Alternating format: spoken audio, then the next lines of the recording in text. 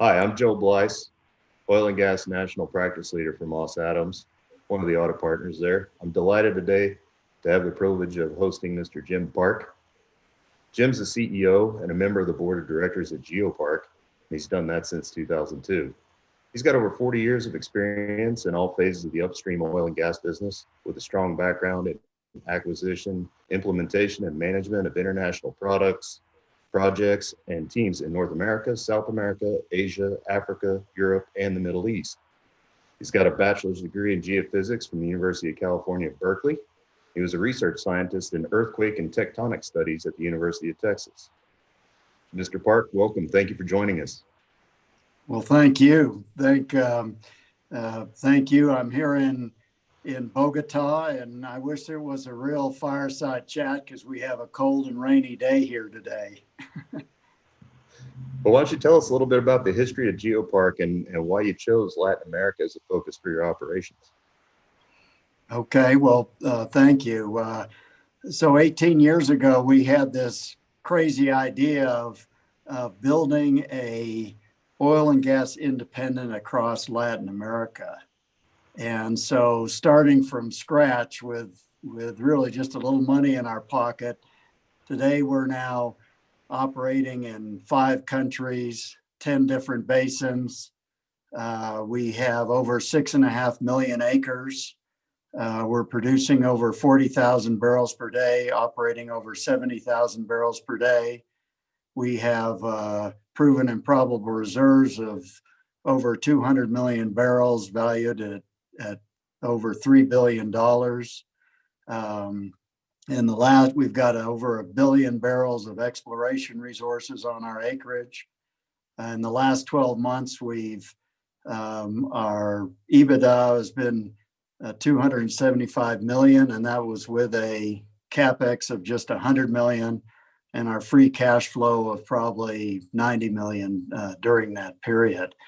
And we have a relentless 18-year track record of growing production, reserves, and value year after year. So we feel we're just getting started. A lot of that, our growth is all self-funded from our own cash flow. And why Latin America? So after all those years you mentioned being in the business and working around the world, really believe that Latin America is the best place today for oil and gas investment with the resource potential, with the business environment, and the financial returns, which really beat most of North America and the rest of the world. So, and while all our oil brothers are scrambling or have been scrambling over every acre in North America, really this whole huge continent has been left wide open with very few players. And so we're really the only public independent that's positioned ourselves with a regional platform across the continent, with the people, the tools, the assets, the reputation to capture this prize. So we think that the right scale is about 100,000 barrels a day. We've got a great inventory of in-house projects and new projects that can get us to that level and beyond. And as far as history, can I take a map, because it's just easier to show when we're looking at a big continent. But we started here in the very tip of South America in Chile, and we're the first private oil and gas company down in Chile. And so we always figured if we could find oil in Chile, the rest of the continent was going to be pretty easy. But we started with a long-term value proposition of building a platform across the region. Our next stop was in Colombia, where again, we went from zero. And in just 7 years, we became the second largest operator in the country and the discoverer of probably the biggest and most economic field in Colombia in the last 2 decades, and really one of the more attractive onshore projects in Latin America today. We then went to Brazil, where we're partnering with Petrobras in one of the largest gas fields in the country. It's shallow offshore. We were invited to Peru by the National Oil Company of Peru to lead them back to the upstream.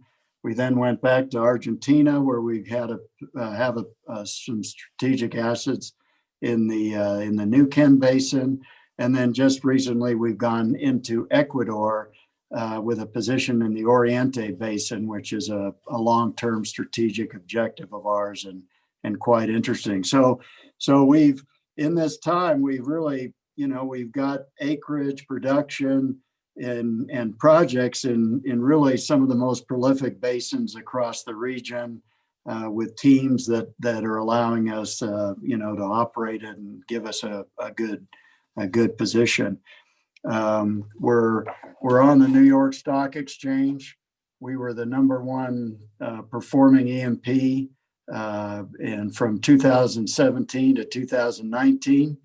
This year, of course, there's been a little bit of a pullback, like a lot of companies, but we see that as a good opportunity for everybody. Importantly, all of our employees are shareholders of the company. The management, employees, friends and family, board have 50% of the equity. So we really have great alignment with shareholders, a real entrepreneurial management team, and of course, tremendous incentives to perform. That's very nice, and congratulations on all your success. So tell us a little bit about your strategy related to allocating assets among the different Latin American countries.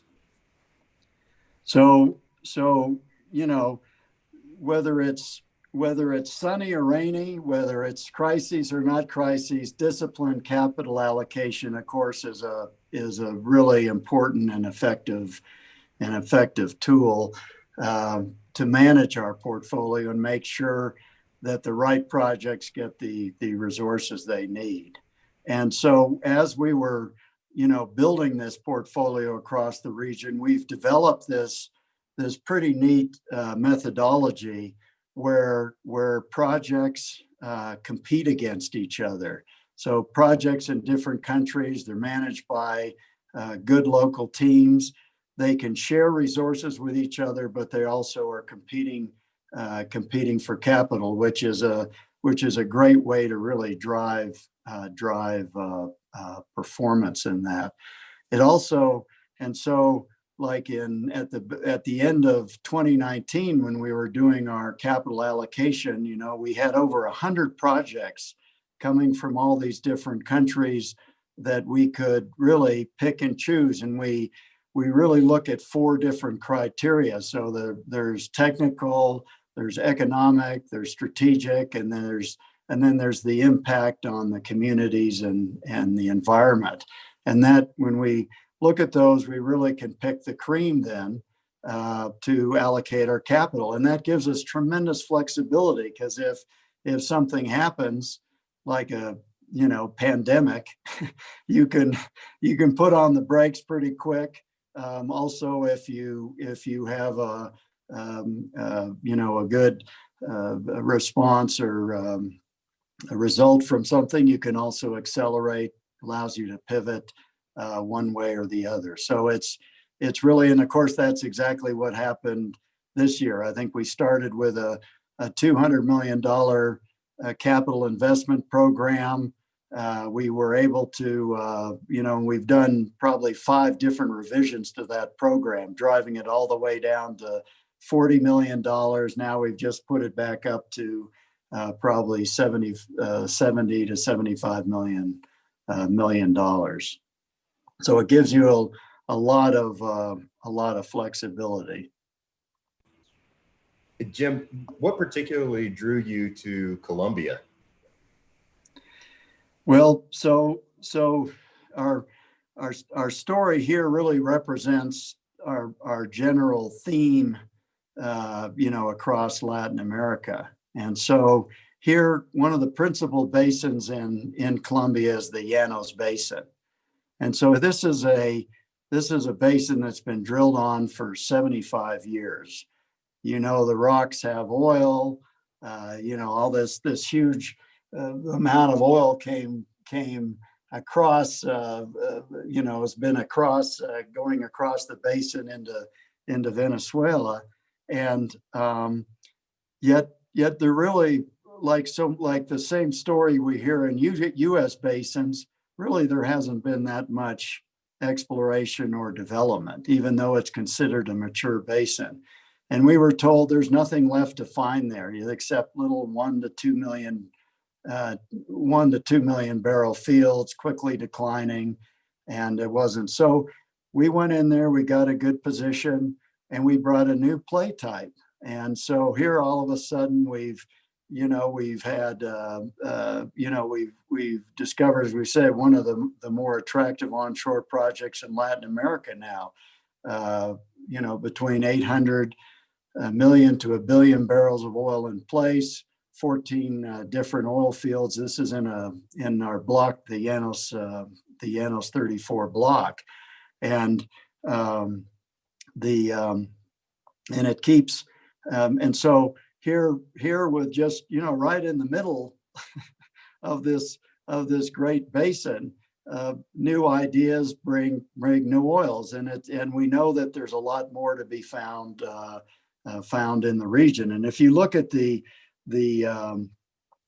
I have sorry to pull up another graph, but just in this field, just really in six years, how were you able to grow from 0 to 75,000 barrels a day? And like to show this because it just shows, and many times in international projects, people are concerned about how they go, but this shows everything's working. I mean, from the rocks to the reservoir to your ability to drill, your ability to build infrastructure, your ability to get permitting, your ability to work with the communities, your ability to sell your oil, everything, and just shows that we've been able to continuously grow this. And the exciting, and of course, some of the economics, this is why we get excited about some of the opportunities there. The economics, when on the EUR per well is 2 to 3 million. The cost of the wells is about 3 to 3.5 million. The payback, even at today's oil price, $40 to $45 is 6 months. So, and we're still getting triple digit IRRs on the wells we're doing.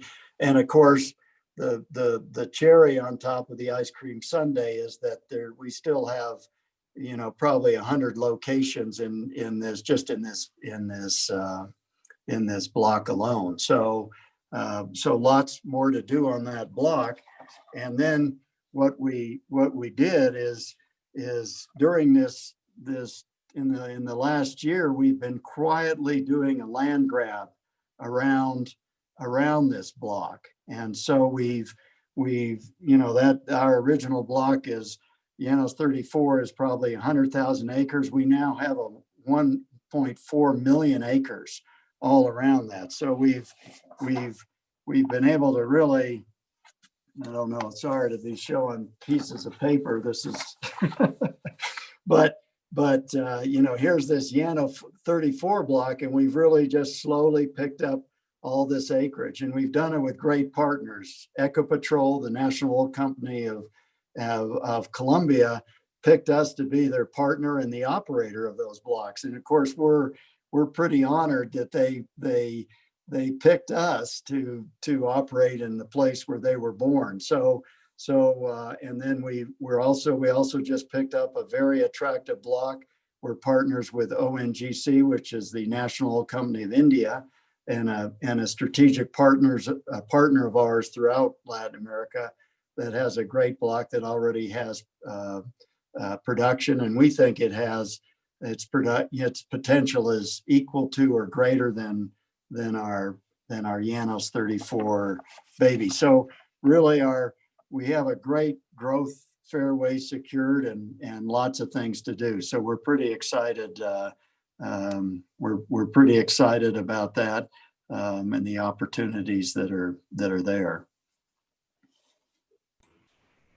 So Jim, how would you compare and contrast dealing with operations in Latin America versus in the US? What are some of the key differences? Well, of course, the international perspective versus domestic perspective is a little different. It's generally longer term, and it also has it's a little more holistic. You have to, many times you have to build in all the operations in your own. You can't just call up your buddy in the Permian to come and provide a service. You have to make sure that your company really has the capacities to manage across the full skill set of the business. At least we believe that's what's necessary to do it effectively. But so, and specifically, I'd say, but looking at it operationally, I think that the operators and the professionals in Latin America are really equal to those in the U.S. So the quality of the work is equal. And remember, of course, that national oil companies are always the dominant players in each of these countries in Latin America. They're the ones that own most of the acreage. And so then the basins, I think you've got these wonderful basins that are really underdeveloped and underexplored. So I'd say that haven't even had some basic ideas, some new technology. When we were working in Chile, some new technology we brought in was a pumping unit. I mean, that was 1800 technology we brought in. So there's a lot of opportunity to bring in new ideas. So I'd say the basins are more attractive in Latin America. And then financially, I think Latin America has an edge. When the Saudi Aramco IPO, we could see some of the cost comparison. We could see we were really in the lower cost. Globally, we were very cost competitive. And then, of course, if you compare it to the U.S. Unconventional, we think we've got that pretty beat. Some of those financial metrics I gave you on Llanos 34, I think we're heads and shoulders above most of the U.S. unconventionals in terms of drilling costs, decline rates, returns, and in how we're managing that. And of course, one of the beautiful things is, of course, entry cost. I don't know, how much we're paying in the U.S. now per acre, $25,000 per acre, and we grab these large acreage positions and we commit to invest in them. So there's no real upfront cost. You get these large land positions, and then you earn your right in them by investing. So that's another attractive component. So how about the governments? How would you describe relations with the governments in the Latin American countries, and are any regimes particularly more favorable? Well, I'd say so one of the things that's working in Latin America, and this was helpful about working in other places. I think that the ability to work with the governments is generally good, and it's generally misunderstood. So working with governments anywhere in the planet is complicated, right? and nowhere maybe more complicated than California, but there's lots of but one of the interesting things is that that is misunderstood a lot is there really is a strong institutional framework across the continent. So there's institutions, there's, you have agencies, and really a lot of the petroleum law and regulations is fairly homogeneous across each country. Yes, you have flare-ups in individual countries, just like you do anywhere in the world, but you've got agencies that work, that are a real institution. They work and they set the regulations and the rules, and then a ministry may come in with the different presidencies that win, and they set different policies and adjust it. But generally, it's a pretty we work under the same way, where we have these concessions. You pay royalties, you pay a royalty, you pay taxes. The tax regime is pretty attractive, anywhere from 25 to 32%. The governments are generally pretty supportive of the work you're doing. They appreciate the oil and gas investment. They know that it's an important source of income and employment. And so it's quite a the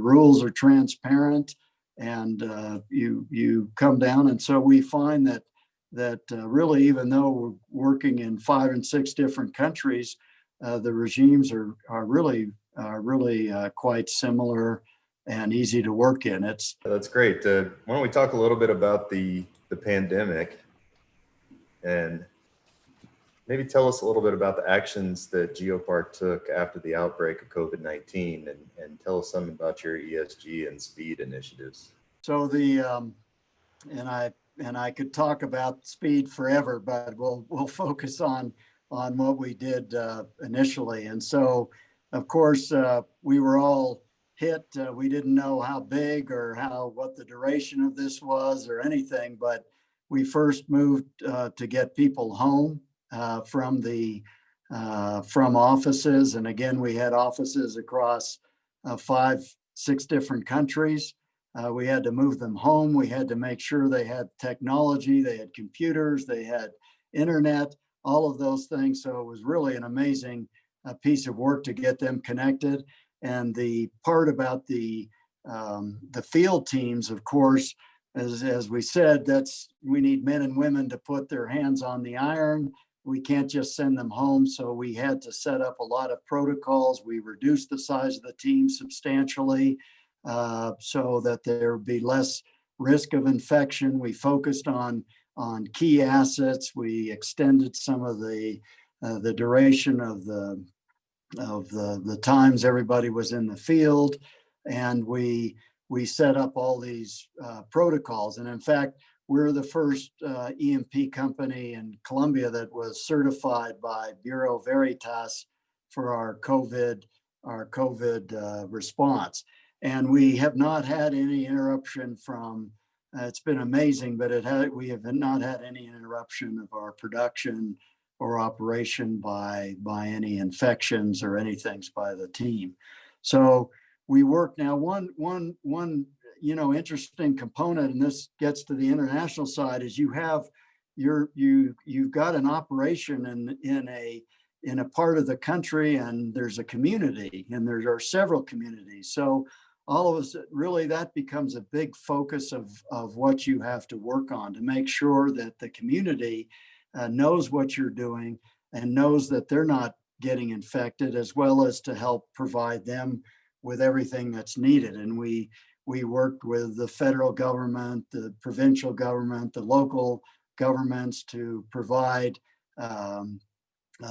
medical equipment to help support people, as well as the most vulnerable people, was direct aid, to help, whether it be food of people that were most vulnerable. So that was a component that we did it. We, of course, it was a time of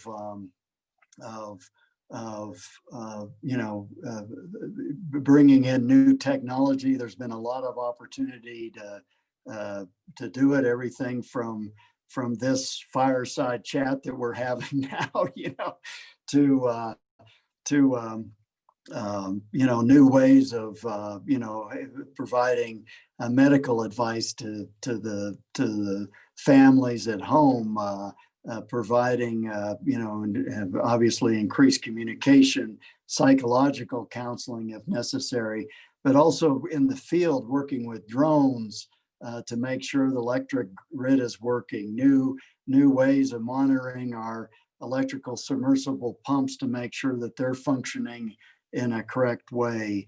All a whole variety. I mean, it's been so exciting. So much of the technology that's able having guys, the G&G teams across several countries now communicating and sharing their interpretations of data with one and another has been, all pretty exciting during this time.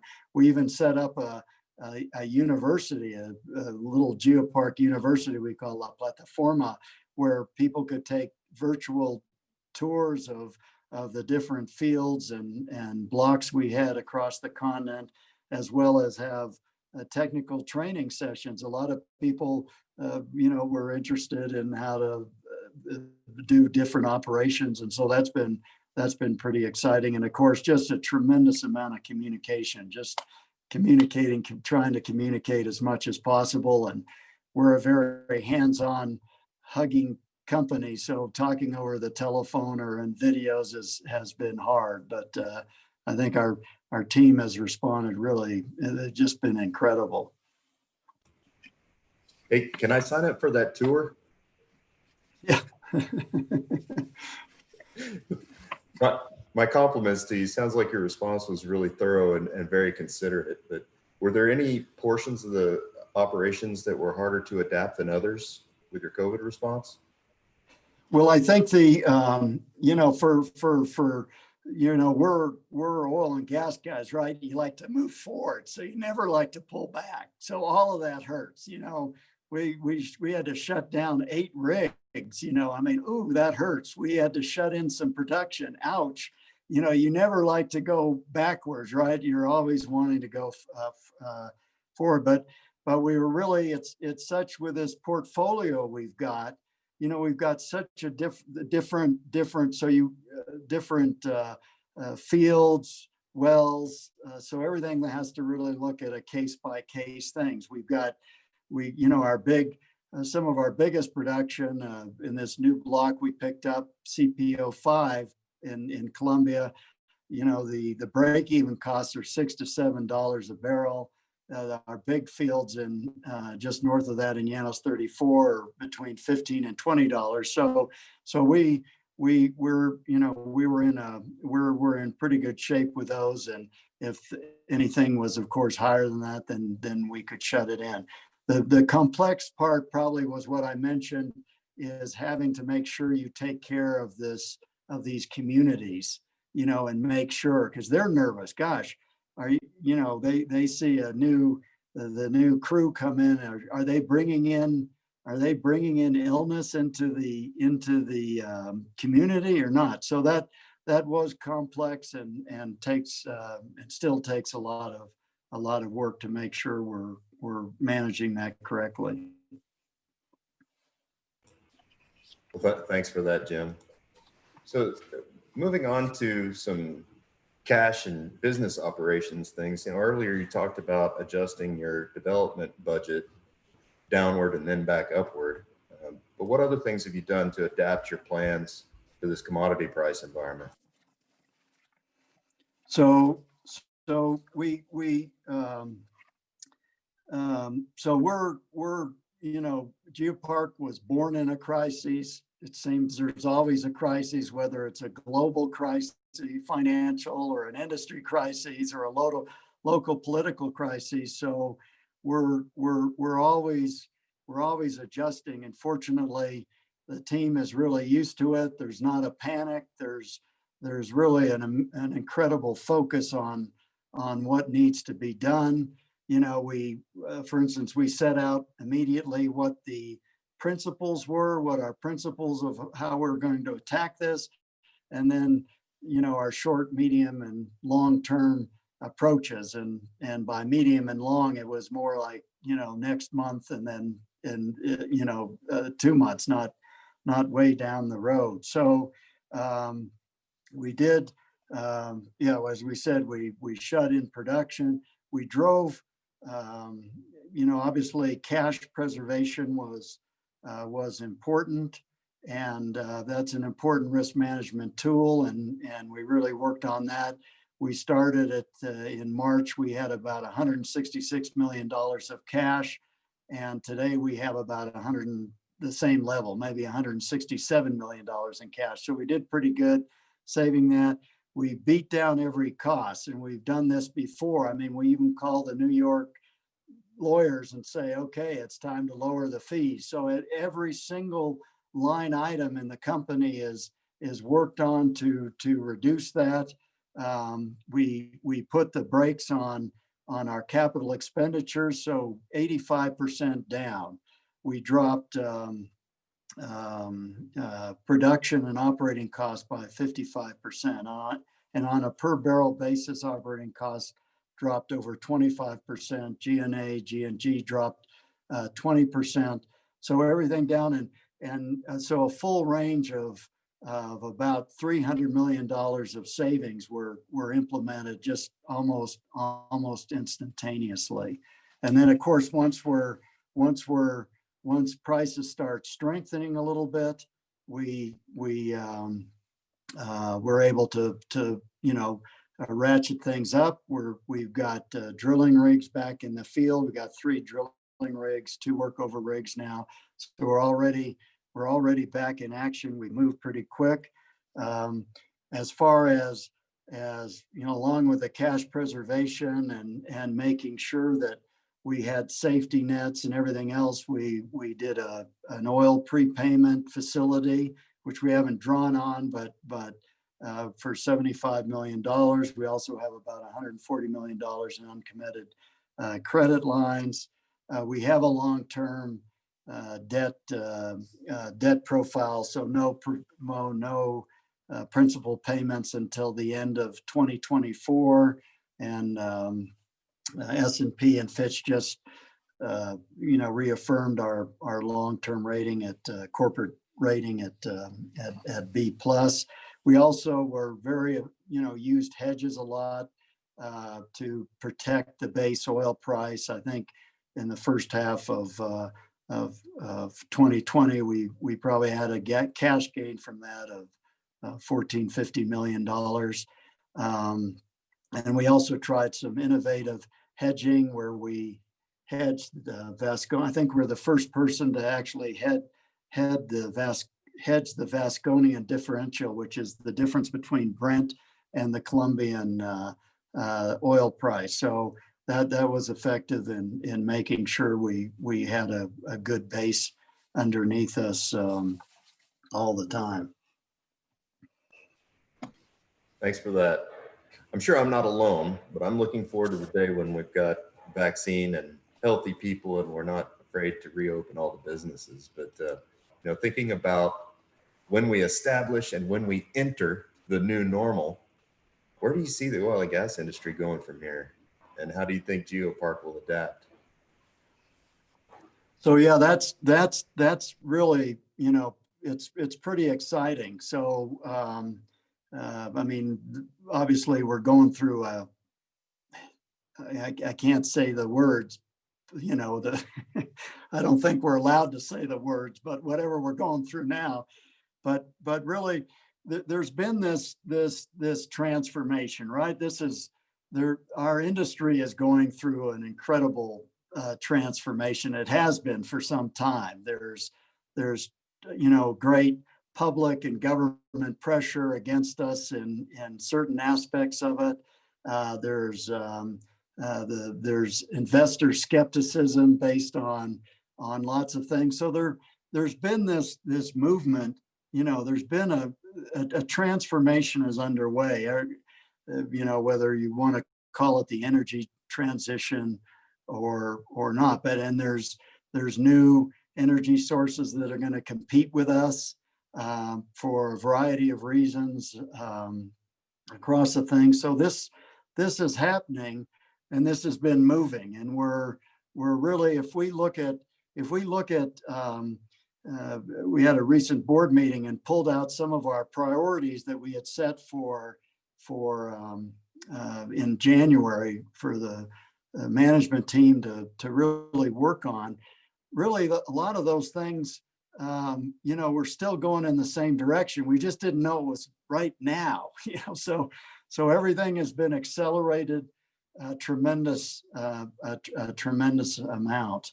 And so the opportunity to adapt to that, I mean, we see, as we're talking, we really see, three ways of really, as our business is going to go. First, you have to have the brain power to still know where to look for oil and to find it, and that's, you gotta have that, and you've got to have the muscles and the experience and the bullheadedness to get it out of the ground once you found it, to market safely and profitably, right? You got to be the low cost producer, and those components change. I think the one of the interesting, like a new filter that's coming more into play is really that you've got and not sure the word, but maybe the nicest hydrocarbons.